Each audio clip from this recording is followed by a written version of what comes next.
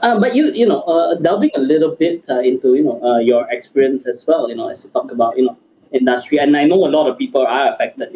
My own clients, I have clients on both extremes. There are those who have lost their jobs, lost incomes, 70% plus pay cuts. There are the other extreme, which suddenly have a lot of money because they are no longer traveling around the world, spending elsewhere. So they have a lot of money to actually put aside. So based on you guys' experience of more than 11 years, how are you seeing it for the industry as a whole? Are people hiring more? Are they're more desperate? People looking for jobs? Or what's the outlook like? I think there are two sets of people, right? Or actually, three sets of people. One, that they will always be in demand. So right now, I think where the whole market or even industries move is those who are more technical or digital savvy. That means they are the software engineers, DevOps, AI, stuff like that. So we have clients right now who are looking to hire 20, 30 of these folks. So that's massive. Is that more than usual? It's getting more. So that's one. Two, there's this set of people where they need to be more hybrid. I'll share an example of a friend. My friend is one in the telco sector, and he's somewhere in the mid-level, right? Mid-level. So he has his team, he has his superiors, and he says, "Look, Marcus, is getting harder. You know why? Because they're removing all the support I have. I myself, they're giving me the tools instead for me to go in, self-serve, at the same time do the analytics. That means they're getting stretched, but at the same time also they need to be well-versed with technology. So these are those they need to be upskilled along the way. And of course, there's a third group where they will be made redundant. So this is where the market is, right? And we know that those who are getting redundant are generally perhaps those who are more on the operational, transactional type of roles. So this is where the market's heading. Right. I totally agree that as well. It kind of only really hit me, we were doing a podcast a couple of weeks back with the CEO of Forward School in Penang, Howie, an old friend. And he was actually sharing that even in the tech skills and industry itself, certain things are actually becoming obsolete, actually. So entry-level tech, all that is actually a decline, actually. So it's interesting how that's changing too. I mean, 5 years ago, there was this particular programming language. But now, these days, you don't even hear of it anymore. It's not in demand. Yeah. That's why I actually my bachelor's major was actually in programming, but I decided not to work as a programmer. So you are not relevant anymore. So that's the thing, right? We need to continuously upskill, find some place to learn something new and to practice. If not, then we'll be in the third group where we just be left behind. And I guess from our viewpoint, we have seen those who in their 40s and 50s, they lose their job. And it's heartbreaking because sometimes you just can't help them. Is it more difficult because their pay is already higher, the experience, and so there's no real jobs that they can kind of fit into? It's a combination of factors. It could be number one, salary. Two is age. We have clients coming to us and say, "Hey, Marcus, no, we don't want anyone above 45 years old." It's like, oh, 45. Okay. Yeah. So because the way the world works, to meet people fresher, people with different set of thinkings, those who are perhaps in their 40s and 50s, and mind you, we are in our 40s already, they need longer time to adapt. They come with their whole experience, which may not be useful for clients. So there's a combination. I hope Mei Ling was okay with you sharing that, you're in your 40s actually. This is where faith comes in. Yeah. Actually, in the whole, if you look at the economy, right, the whole thing about jobs, there's always going to be jobs being created where there's going to be a lot of demand for certain type of talents, and there's always going to be a whole area where a lot of talents are going to be made redundant, right? So, do we tech, know? Right? Especially tech, I guess, as one of the main catalysts, how that shift is actually occurring. Yes. So here's another story, right? We love stories, so yeah. So I know someone in Singapore. His job was like a financial controller, and he oversees APAC. And part of a financial controller is part of his KPI was actually to reduce cost. So he was reducing across Asia Pac, and so much so that even he lost his job. That's too efficient in other words. So it's very simply, it says, look, in India, I don't need these transactional guys really. I'm using software to do the systems to make it faster, right? He has outsourced audit from Malaysia to the Philippines. I said, you can do that? I said, yeah, because now it's the press of the button. And guess what? Because you press the button only, I'll cut fees. So these are changing so much that it's scary. Because if global organizations, all they do is push for revenue and push down costs, something has to give. So you tend to use more technology now to make things more efficient. Yeah, that definitely changes as well. I was on a Clubhouse session just the other day, and they were actually, and these were people actually in the States and in Europe and in first world countries. But there they were, highly recommending, hey, you can outsource all this, to the Philippines, for example. They do a fantastic job, at a fraction of the price as well. I also noticed that PositiveLinks Asia also has some links to Philippines, was it? Yeah, we do. We have a good Filipino network. No, yeah, but yes, we do have, but then again, because it was someone that we worked with in Malaysia, she returned home. We have a very good relationship with her. There's a sense of trust there as well. So yeah, now we ourselves have to be flexible in the way we approach our business model as well. And carry forward, you never know what tomorrow brings, whether your job is still relevant or not. Therefore, saving for the future. Yeah. Thinking ahead, planning somewhat. Yeah, definitely having that, different or even eternal horizon viewpoint. Actually, one of the questions that sometimes I get asked is, how long do you intend to hold your investment holdings? And for me, my answer is actually technically eternity. Actually, if I could, that kind of has a different time frame as well. Yeah. Delving a little bit into family as well, and also being in this field, seeing careers and all that, What does your daughter actually aspire to be when she grows up? Entrepreneurs, business owners like her parents? Or... YouTuber. YouTuber? Okay. She's only 13. I think she hasn't discovered herself yet. Yeah. So we don't know. We do not give her the pressure to take over the business. I don't think that's a fair thing.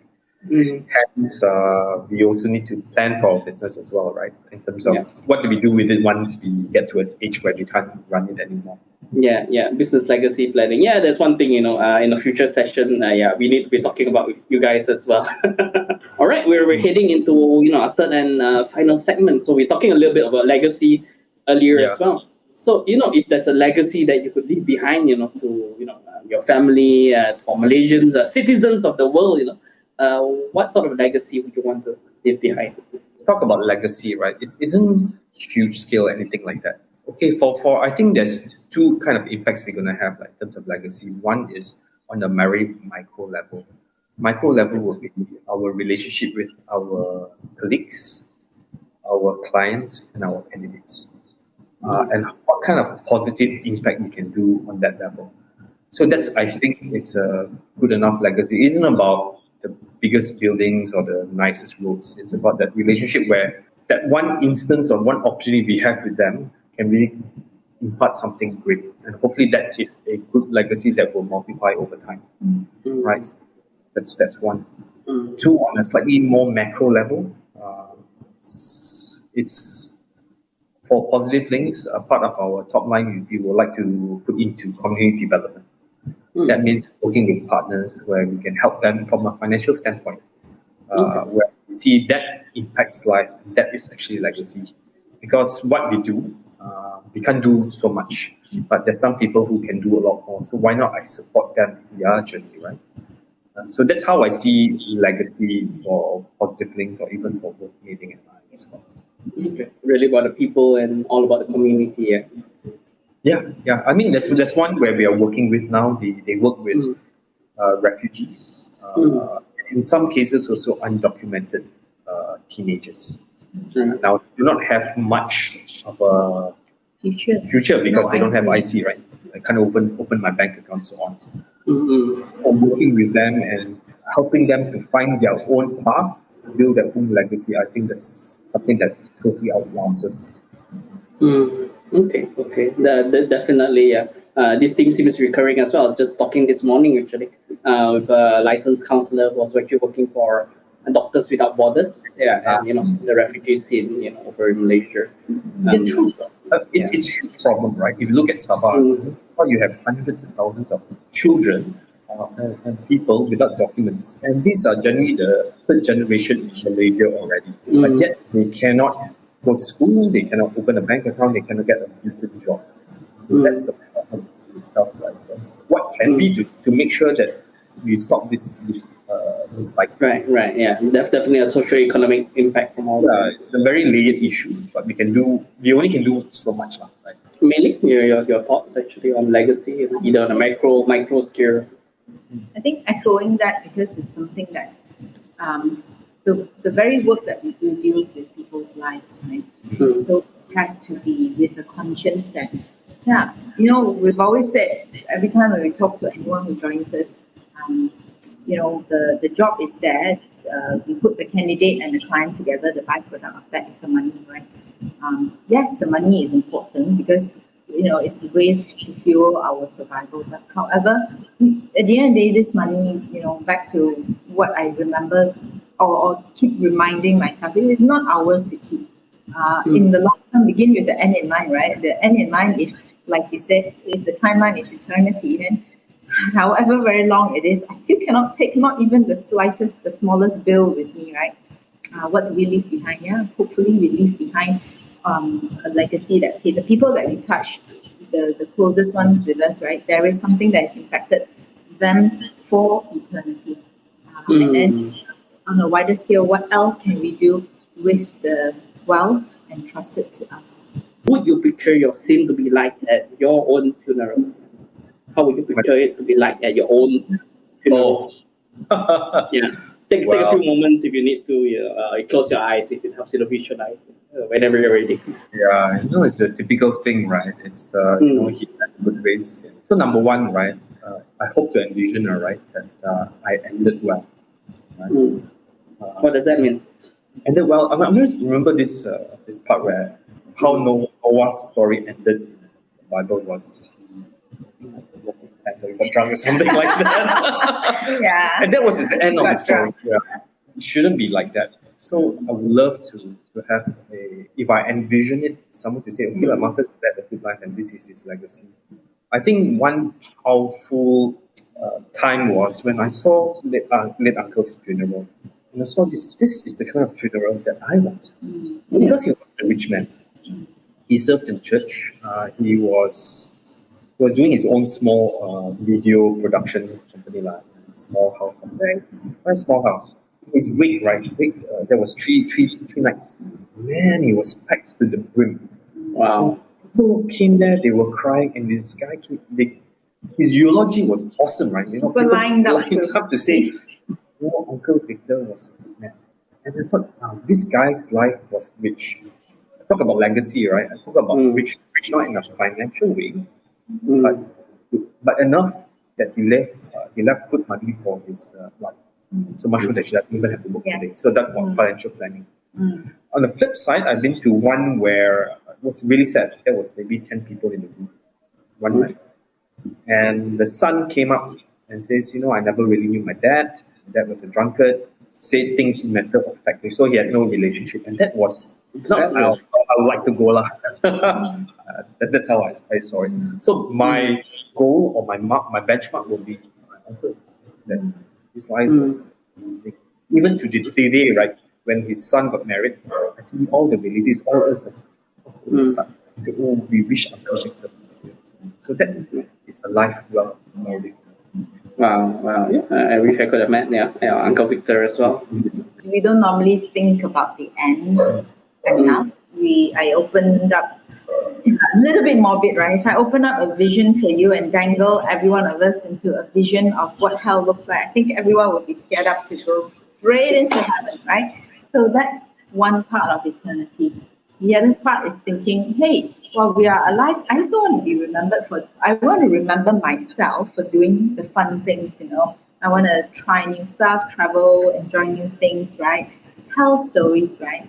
And then I want to be remembered by the things that mattered to people. Like, for example, I would love for my daughter to remember, say, mommy told me the funniest stories, she did the cutest things, or, she was there for me. And in that sense, I, I, I would love a funeral that was quite fun, right? That people came in and said, yeah, that was a life well lived. A Not celebration of life, really, right? not something that people are grieving because it's such a waste, or there's so much left unsaid, stuff like that, right? It should be, hopefully, at least on my part, no regrets, right? And with the other people that are there, hopefully they will touch, and they are here because they want to touch base, catch up, talk, and remember the funny things, especially when with my daughter or whoever else is, around, and catch up on those things. Right, definitely. And I think humorous touch, really does. It's really good as well. I was reminded a little bit as well. Yeah, go ahead. Give them a will that frustrates them. I wouldn't advise for that. Yeah, but Marcus earlier was telling a story about me. His rich uncle Victor, not maybe not in the physical wealth kind of sense, but you mentioned he did actually set aside enough his widowed wife, and I think there have been stories actually of people who even if they were working like really entry level positions, there was this person who was basically just a sweeper. Just sweeping the floors, cleaning, and he actually left behind an endowment of over $1 million for educational institute. At the end of his passing years. Yeah, it really can make a difference. If you have your heart and your mind towards that as well. So with that, we are moving into the wrap up of our session. Marcus, Mei Ling, feel free to plug your business and organization or cause, or share how people can connect with you guys. Whether they're looking to hire or be hired. Yeah. So if you're interested to talk more, we don't mind you. Honestly, just reach out to us, have a cup of coffee. If you want to learn what we have done, we don't mind sharing even. I think this world is a bit too small to keep everything to yourselves. What you can do is you can go to our website, www.thepositivelinks.com, or you can email me at marcus@thepositivelinks.com. Also, we are looking at exploring working with people who are also not within Klang Valley as well. So, for example, with this current situation, people can work from home. I've often thought, okay, for whatever reason, let's say I can work, but I need to go back to my hometown in Malacca, Penang, Ipoh, right? Because I need to look after an elderly family member. But at the same time, I can do the work, right? And I just cannot find the right job wherever this hometown is. So those would be the people that we would love to talk to as well. Thanks, Marcus and Mei Ling, for sharing that. And encourage everyone to reach out to this wonderful couple, the co-founders of PositiveLinks Asia.